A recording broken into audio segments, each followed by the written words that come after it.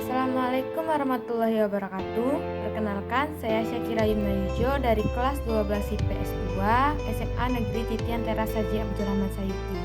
Di video kali ini saya akan menjelaskan materi tentang teks sejarah, di mana kita akan membahas 3 poin penting. Yang pertama yaitu mengidentifikasi informasi-informasi yang ada di teks sejarah.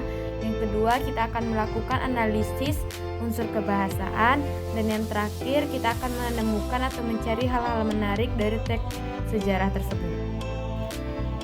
Baiklah, di sini saya akan membahas teks sejarah yang berjudul Suling Bambu, di mana di teks ini kita akan dapat mengetahui sejarah dari suling bambu, dari mana asalnya, apa saja kegunaan dari suling bambu ini, di mana saja terdapat suling bambu, dan sudah berapa umur dari suling bambu. Pertama-tama tentunya kita harus mengetahui struktur dari teks sejarah. Baiklah, kita akan membahas struktur dari teks sejarah suling bambu berikut. Yang pertama yaitu ada bagian pengenalan, silakan dibaca. Yang kedua yaitu ada bagian urutan peristiwa, berikut tampilannya, silakan dibaca atau bisa di screenshot jika kecepatan. Dan yang ketiga yaitu ada bagian reorientasi, berikut teks bagian reorientasinya. Selanjutnya kita akan mengidentifikasi informasi-informasi penting yang kita dapatkan dari teks sejarah suling bambu. Yang pertama, informasi pentingnya yaitu suling ini terbuat dari bambu dan mudah didapatkan terutama di Indonesia. Informasi yang kedua yaitu suling juga digunakan sebagai nada dasar karena jangkauan nada yang jauh. Yang ketiga, suling juga bisa dijadikan pengiring penyanyi yang mempunyai suara rendah maupun suara tinggi. Yang keempat, dikatakan suling sudah berumur sekitar 40.000 tahun. Dan yang terakhir, ternyata suling tidak hanya berkembang di Indonesia, suling juga berkembang di daerah Cina dan Jepang. Yang kedua, kita akan membahas tentang unsur-unsur kebahasaan dari teks sejarah. Yang pertama yaitu ada pronomina. Pronomina adalah kata ganti untuk menggantikan benda dan menamai seseorang atau sesuatu secara tidak langsung. Contohnya,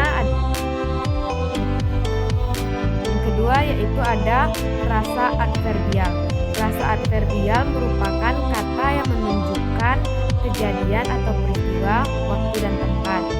Yang ketiga yaitu ada verba material. Verba material merupakan kata yang berfungsi menunjukkan aktivitas yang dilakukan oleh partisipan. Keempat yaitu ada konjungsi temporal. Konjungsi temporal atau kata sambung waktu berfungsi untuk menata urutan kejadian peristiwa yang diceritakan. Berikut adalah analisis unsur kebahasaan dari teks sejarah suling bambu. Yang terakhir yaitu kita akan membahas hal-hal menarik yang kita dapatkan dari teks sejarah suling bambu.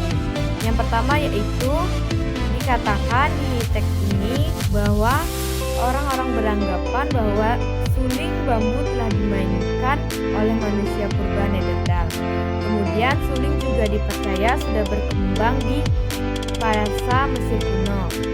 Hal menarik berikutnya yaitu Cina juga memiliki nama penyebutan lain dalam menyebutkan suling sesuai dengan fungsi dan nadanya. Dalam orkestra modern, jenis-jenis suling yang dipakai ada bangdi, udi, sindi, dan dadi. Di wilayah India, Pakistan, Bangladesh, suling disebut dengan nama bansuri. Bansuri mempunyai panjang 14 inci, lebih panjang daripada suling biasa, yang membuatnya terlihat panjang dari suling di negara-negara lainnya. Itulah informasi-informasi yang dapat saya sampaikan di materi ini. Semoga bermanfaat. Saya akhiri dengan wassalamualaikum warahmatullahi wabarakatuh.